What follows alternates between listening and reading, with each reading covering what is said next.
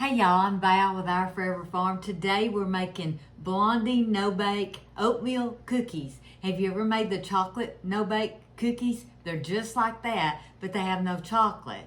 And the reason I'm doing this is I have one grandchild that does not like chocolate. Can y'all believe that? Anyway, so I'm making him no-bake blondies. Let's get to cooking.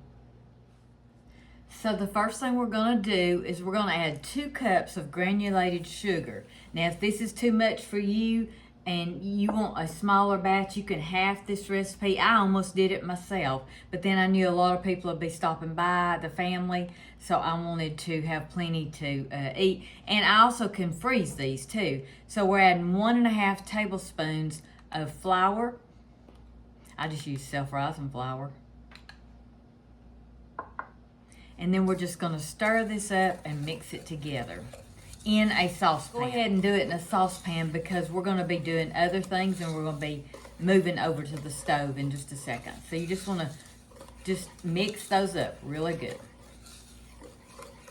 We've got our sugar and a flour. 1.5 tablespoons of flour, I had to think, and 2 cups of sugar. Now we're going to add a stick of butter, 1/2 cup of butter, and I'm going to use unsalted butter just because it didn't call for salted. So I'm going to cut this butter up just to make it faster to melt because I do have the flour and the sugar in there and I don't want that to get burnt. And I'm going to turn my eye on about a medium. As this is warming up, we're going to add 1/2 cup of milk. Once the butter and the sugar and the flour and the milk all start warming up, and you can actually see the process, then I'm going to just stir it while it heats up. I want to melt this butter. Now it'll take you a minute to melt the butter, so don't speed up the process by turning it on high. Because then what we're going to do is bring it to a full boil, and we are going to boil it for 2 minutes. But I just stir it until the butter's melted and everything's started. And you'll see it when we get going. So as you can see, our butter has melted, and you can see on the edges, or maybe you can't, but I can see on the edges that it's going to start to boil in just a minute.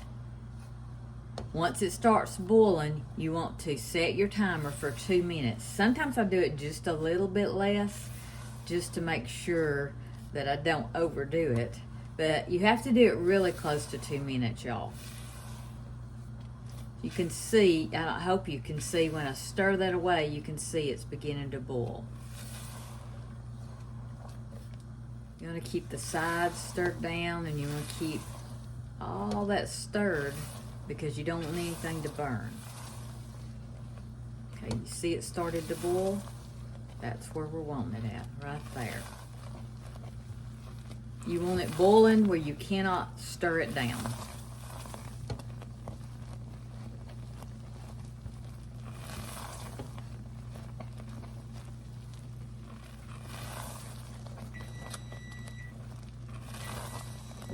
All right, we're ready. 2 minutes are up. So now we're removing it from the heat, and we're gonna add our peanut butter and our vanilla. I'm just gonna stir it where it won't stick to the pan. I add 1/2 cup of peanut butter. And this sets up pretty quick, so you need to move, pretty quickly. Just stir that peanut butter up. Let it melt.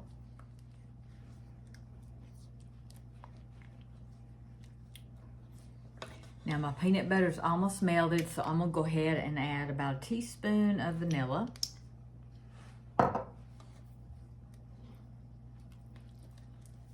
And just stir this up. When your peanut butter's completely melted, then you want to add your oatmeal. And it's almost there.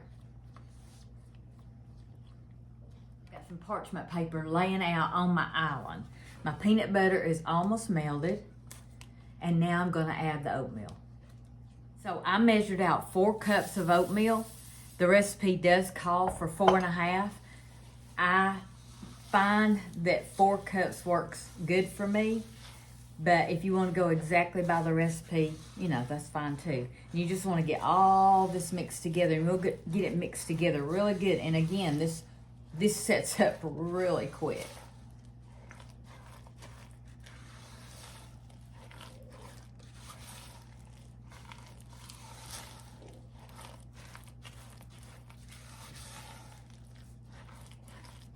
I love to use a cookie scoop, but you can use just a spoon. I've done that for years with my chocolate oatmeal cookies. So we're going to get these dipped out really quick.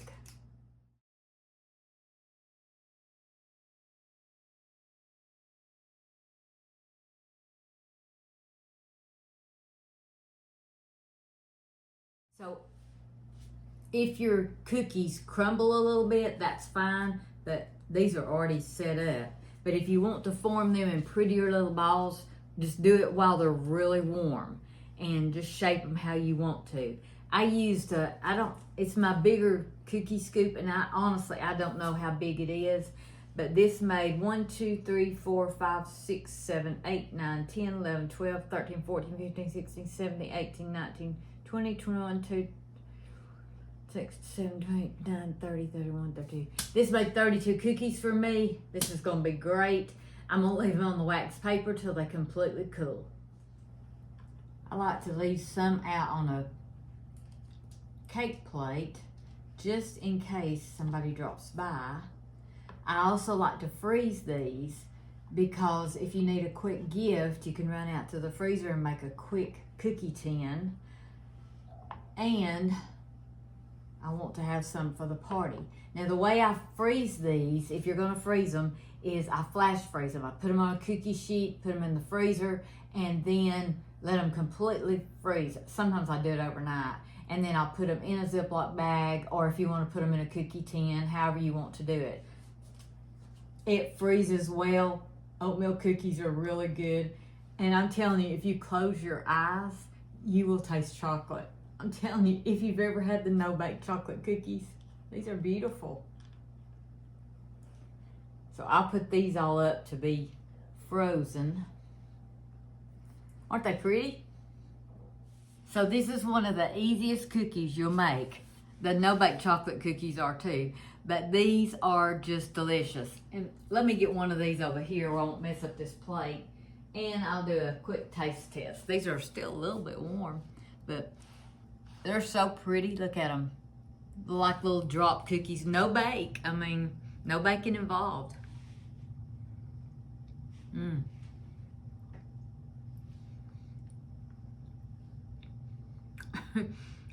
That peanut butter and that sugar and that oatmeal. This one's still a little bit warm.